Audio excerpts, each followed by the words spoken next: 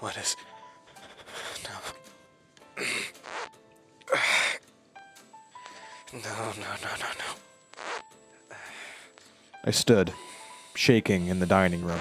The bodies were still melting from the words. The manager continued to smile.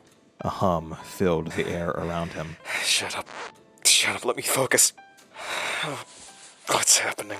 I can't remember. Why am I forgetting again? I killed them. Are you alright, sir? You look frail. Should I procure another meal for you? To my ears, he sounded like me. Glitched and warbled, but still me. Like my brain wasn't processing things correctly. Why do you sound like me? Sir? I don't know what you mean. Is everything alright? Sir, No, you don't need to call me... Who are you? Do you not remember me? It's been some time, surely, but still. You must be confused. You've been through much. I apologize for not recognizing you sooner. Your face is quite different. However, while you were resting, there was no denying that it was you. The power you contain. It's frail, still, but growing by the second. I will aid you where I can, of course. The power... You work for the words... me. Indeed. Good. You're beginning to remember. Are you pleased with the hotel, sir? I've been working tirelessly to make it the perfect lodging. You deserve somewhere you can rest. Hotel. Right, the bodies. I killed them. Well, yes. Why am I forgetting? It hasn't been like this for a bit. The hotel manager was smiling, but it was strained. A mix of pleasure and confusion.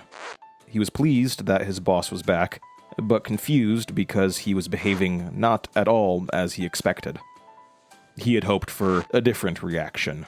Praise, thankfulness. The manager reached towards the record player with his long, disproportionate arms and flipped the record. He shouldn't have been able to reach it from where he was standing. He hadn't taken any steps towards it.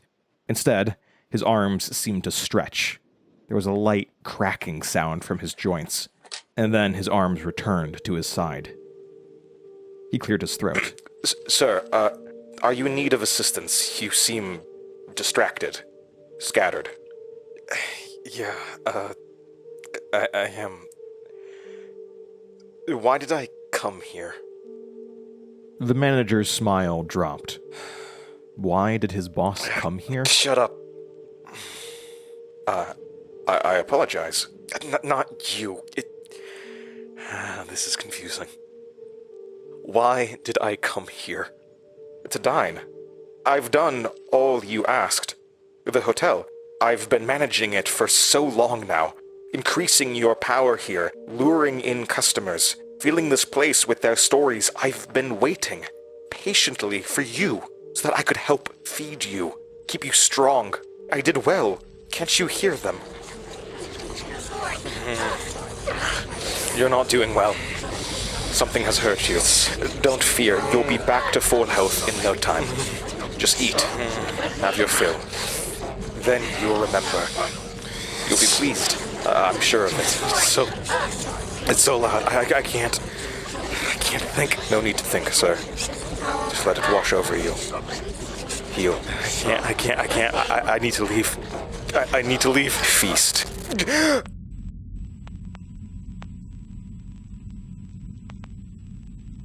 Episode 34. The Manager.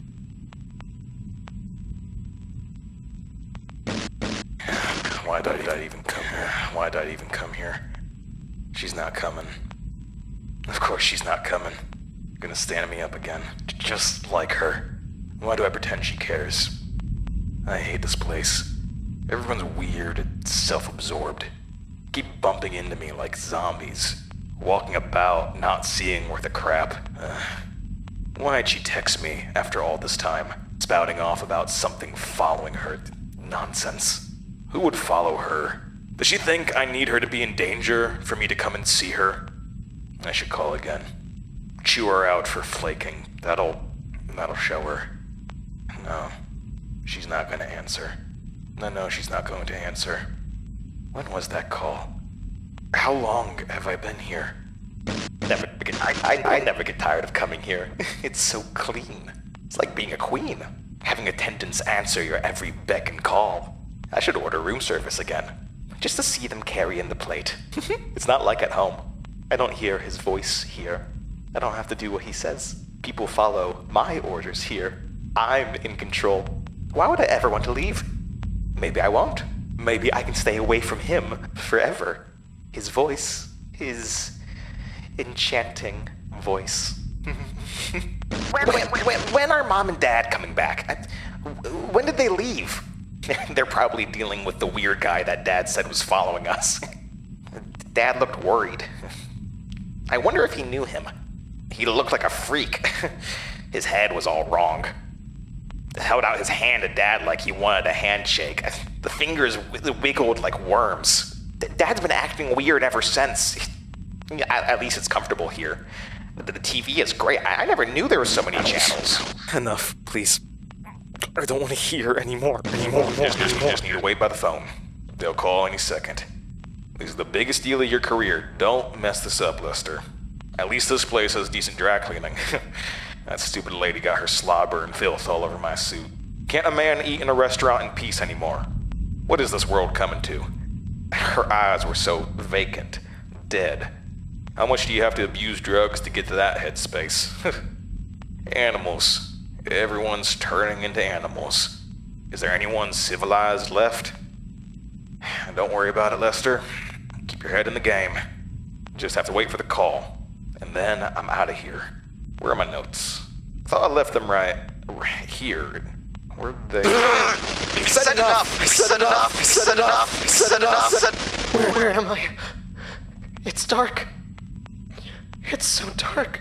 I can't feel anything. I must be asleep. I have to be. God, I need to wake up.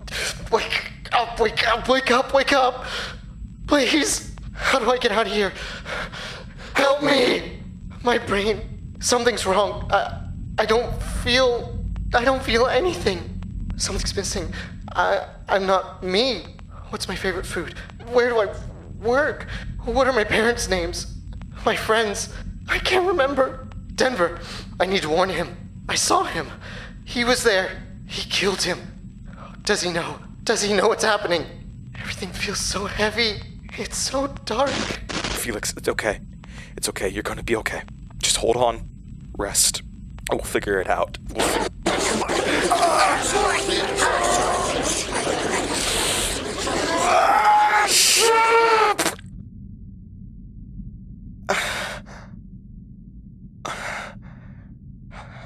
I'm back. I was in the dining room again, but there weren't any corpses. Not anymore. Like the man on the road, they had dissolved as the words ate their story, leaving no trace, no evidence of them even being there besides a few strands of black still slinking their way along the table and chairs. The hotel manager wasn't in the room. He must have left me alone to finish my meal. Didn't want to disturb me while I was clearly so out of... He had thought I would be pleased. He didn't realize that the words weren't in full control of themselves anymore. Or maybe they were now. Maybe I wasn't the one in...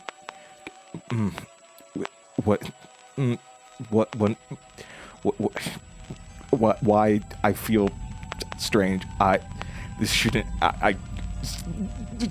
No!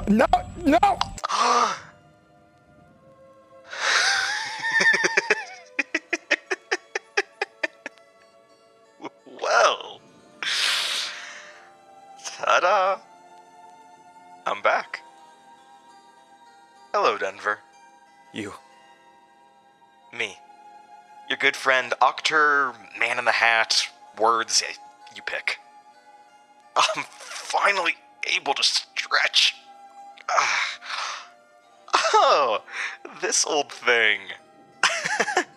I got this record player back in 1921. Glad to see it still plays my favorites. Looks brand new. You're here talking to me. Look like me. Yeah, I should. After what you did. There's not many degrees of separation between us now, is there? Don't worry. I'm not mad. Just surprised. You had more gall than I thought. This isn't real. It can't be. You don't have a body. This is in my head. Doesn't matter. Physical, imaginary, doesn't really make a difference. I'm talking. That's what matters. Thanks to this beautiful hotel. Tyrell has been feeding us well. Yeah, got a bad taste in my mouth, though. Feels contaminated. We're changing each other, Denver. You and I, both ways. I mean, you've been feeling that, right? It's annoying, but that's the way it is. Anyway, it's been a bit. How are you doing? What day is it? I don't know. Figures. Things like time get muddled when all you can hear is... Oh well. Okay, you're here for a reason. You want something. I want a lot of things. Out of this body, for one, but we're still a ways from that, aren't we? But I also need some perspective. I haven't been conscious for a bit, just snapshots, feelings. I'm behind. Having fun with your new toys? Figure out how to control me yet? Well, don't worry. It'll all make sense in time. Maybe you should let me run things for a bit. No, I don't think so. You're not doing well. I got this. You're shattering. I can tell. I've been hearing myself telling the story. Shattering, yeah.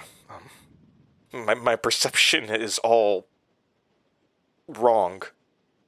All part of the process. You're expanding. Acclimating. Takes getting used to. You'll have full control of the strands in no time, I promise. Your brain will get used to it. But I can make it easier. Let me handle it. Give me the reins. No. What happened while I was out? We're killing people. Innocent people. I don't even remember doing it. Do you want to? Remember? No. Then you're welcome.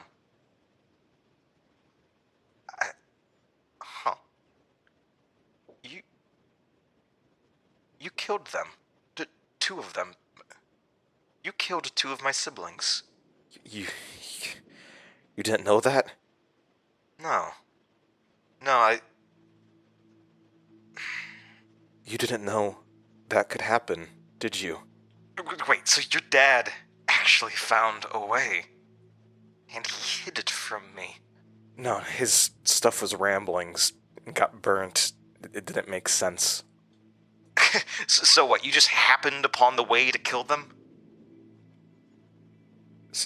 So you never cared if I actually killed them or not. You just needed a body. A human host so you could walk around and take control. A host, yes. I needed your body, your mind, but not like this. I wasn't expecting you to be able to silence me. So that's all the killing was for? For you to get stronger, to take back control? Yeah. So if it's not you, then how am I killing the siblings? I don't know. But it really should have been enough by now. I should have had enough power to take control, but you're using it. You're using up energy. You're using their lives. No.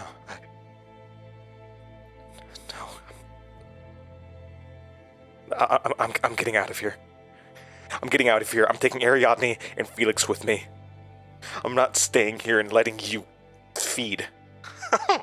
Really? And then what? I don't know. This isn't over until my siblings are dead. I'm proud of you. You found a way to kill them. You actually did it. I don't know how it works, but you're gonna have to kill more people. And I'll be there, feeding on it. I'll find a different way. They can die one way, there has to be others. I'm not playing your game. Good luck with that. And what about Ariadne? When all the rest are dead, what are you gonna do with her? She's different. You can't leave any of them. You know that, deep down. If you do, Father can use them. She's my friend. Look, I liked her too. But this isn't about liking. It's because of me she's different in the first place, so you can thank me for that. She was like me. A glitch in the system. But it didn't work every time. Not every reincarnation was so eager to go against the family stream. I know. You don't. If you did, well, I'm gonna let her put the noose around her own neck. And no point in me spoiling it. You don't know how nasty she could get. Shut up. You can't shut yourself up. You're not me. You sure about that? Well, time's up. You're on your own, kid. Try to remember this conversation, if you can. I know how stubborn that memory of yours can be. Congratulations. You're doing it. You found out a way to kill them. Good job. I'll be back. Denver was alone in the room again. Ah, great, you're back. Okay. We're getting out of here. I'm finding Ariadne. What was her room? Thank Denver. Oh gosh. Why can't I remember? I'm killing. No, focus. Okay. You can do this. Denver focused and tried to sync with Ariadne's thoughts. Find a strand that would guide him to her location. It's not letting me. I'm too scattered. I can't focus. Could you just shut up for a sec? His head was pounding. He couldn't hear the other voices in the hotel at the moment, which was a mercy. But his own inner thoughts still rang loud in his ears after his encounter with the words. I could do without this much narration. Okay. Okay, so too tired or scattered to find her. So that means... Okay, the front desk. It should have a list of guests. I'm walking there. Do you have to narrate it? Denver took shaky steps out of the dining room. Of course. The hallways were dim, save for a few flickering lights. The sun had set, and Denver didn't see anyone else walking around.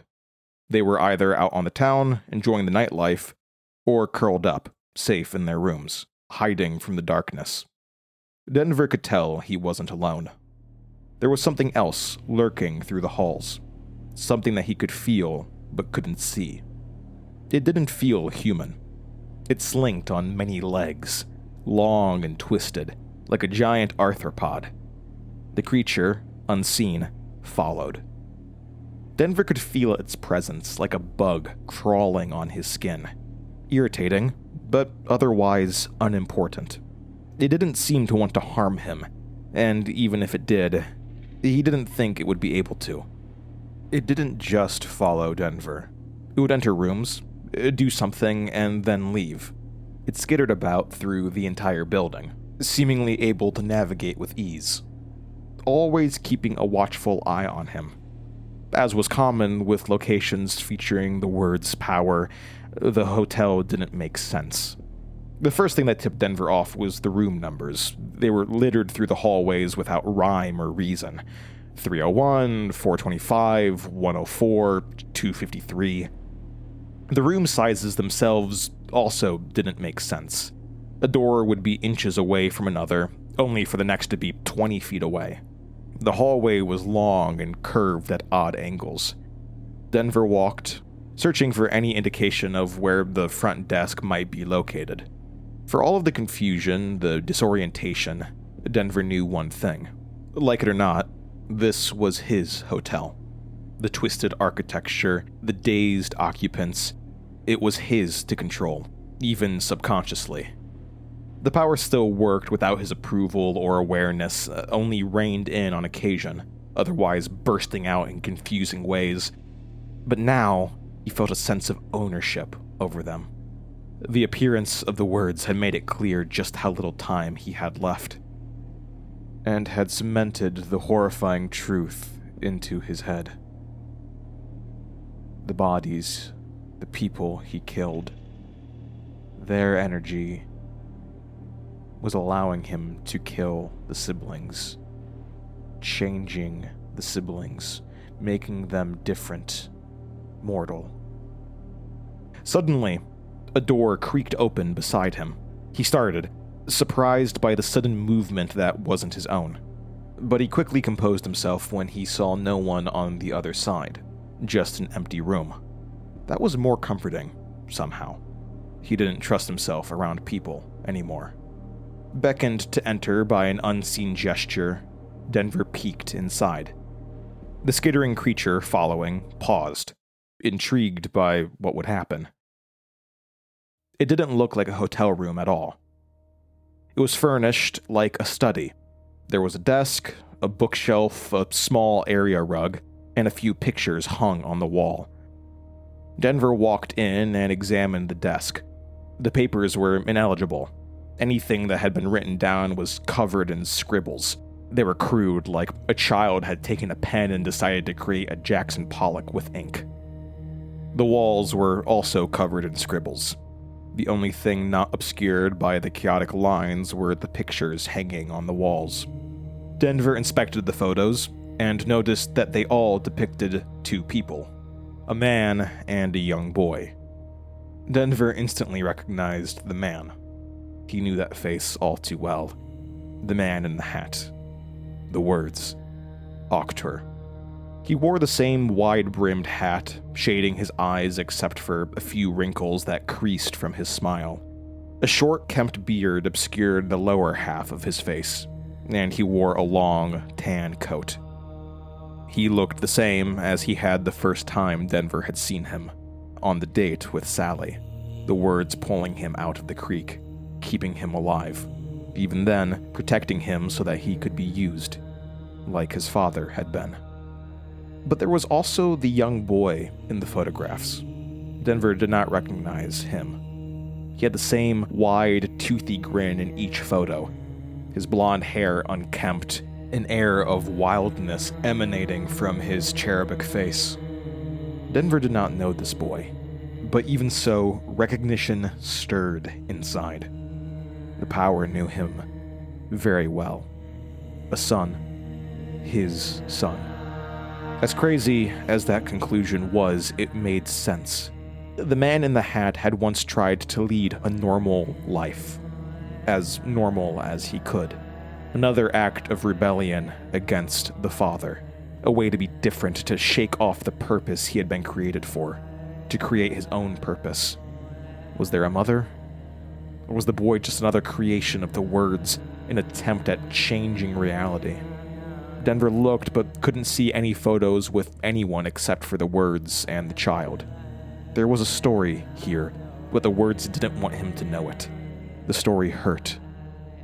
The floor creaked behind and Denver spun. The young boy stood in the open doorway.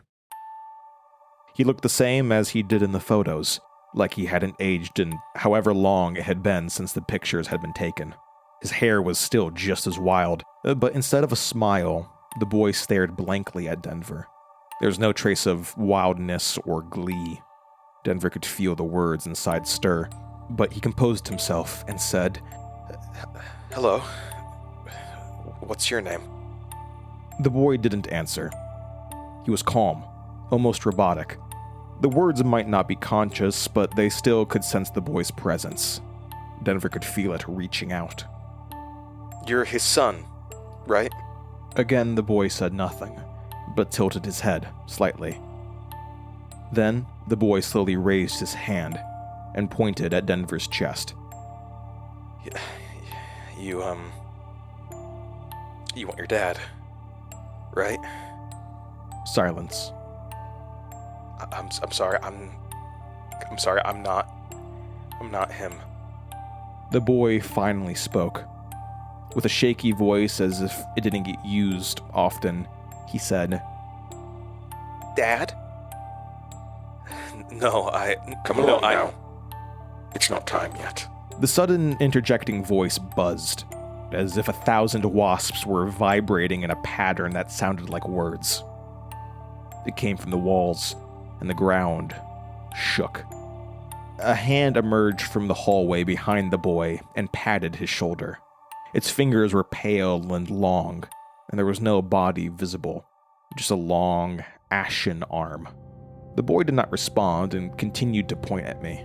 Another hand emerged from the hallway, and both hands firmly gripped the boy's shoulders, turning him away and shooing him down the hallway. We don't ask twice, do we? Run along. Your father has business to do still. The boy paused, defiantly, and the manager yelled, Go! Once the boy had disappeared, a large creature emerged in the doorway. The first thing that came through were the arms. Hundreds of them. Long, gangly, ashen arms that almost seemed to stretch the length of the room, filling the space. Then there was the body. It was almost centipede-like, except for the pale, fleshy skin and misshapen limbs from which hundreds of human-esque arms and hands emanated. Then there was the face. The manager's face, round, protruding from the bulbous body. The manager smiled, and the body shrank. A suit coat appeared out of thin air, and the body and hundreds of arms hid themselves behind and inside it, filling the suit, appearing normal. The 2 arms slid through the sleeves, and the manager stood, looking almost human. Sorry. He was so eager, but you're not ready to see him, are you, Denver? You've been following me. I said. Why? I had to be sure. Of? You're not my master. The manager frowned and stepped closer. His long fingers twitched, and he glared. What did you do to him? It really take you this long to figure out something was wrong? No. I hoped you were just hurt, confused, but the voices in your head, it's all wrong. What did you do? I took control. No. You wouldn't. No. The room, the whole hotel, shook. The manager's body vibrated, and energy was being held back as the anger manifested itself throughout the hotel. Okay, I said. Go ahead. Kill me then. Let him out. Let him free. The voice did not come from his mouth. I can't do that. The manager reached his hand toward my neck, fury in his eyes. Stop! I said. His hand froze. A moment passed of pure silence. The fingers twitched, and the manager's eyes widened with fear. Looks like you're still following my orders. You've defiled him. Well, you still answer to me. My master will not stand for this. There was a loud, shrill ding from somewhere in the hotel. A bell. The manager did not look away, but his eyes twitched. His lip curled into a sneer. Sounds like you have a customer, I said. The manager's eyes darted to the hall, and then the eyes receded into the sockets. His arms went slack, and he seemed to be focusing on a different area of the hotel. After a moment, the eyes returned. You have work to do, I said. Torn between his desire to fulfill his duties and his hatred for me, the hotel started to shake again. But finally, duty won. The 100 hands burst from the suit coat, and the manager quickly skittered away, leaving me alone. I breathed a sigh of relief and collapsed to the floor. Then, I heard the gunshot. It rang throughout the entire hotel, and the hotel screamed. The scream pierced into me, and the hotel shook and convulsed. Insects began to escape from any crack they could find in the walls and floor. Thousands of small black bugs skittered frantically, looking for a way out. I stumbled to my feet, The screaming continued, long and high, filled with pain. I ran through the hotel, following the origin of the scream. I passed bugs and dazed occupants leaving their rooms, looking around at the bugs as if not knowing what they were seeing. I pushed past an older couple who were swatting at them on the walls like it was only a mere nuisance, nothing strange. Finally, I found the front desk, and it was covered in blood. The front door hung lazily open, shifting back and forth, blown by the wind.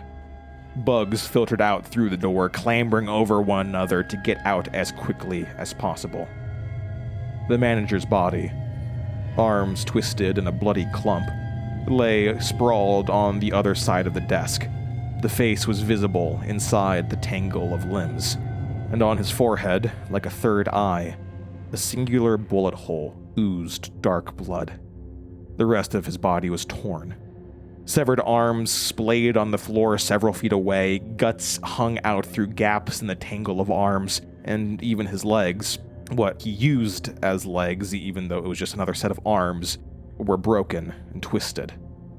A bug burrowed its way out of the bullet wound. It resembled a shiny black beetle. It turned and seemed to inspect the bullet wound. Then, with its mandibles, started to stitch the wound back together. Hundreds of other black beetles filtered out of the manager's coat and were soon covering the entire body, fixing him. But it would take some time. As I watched, the phone rang.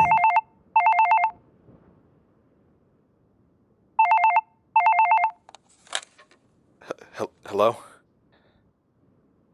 Who is this? Come to room 303. She's with me. We have things to discuss.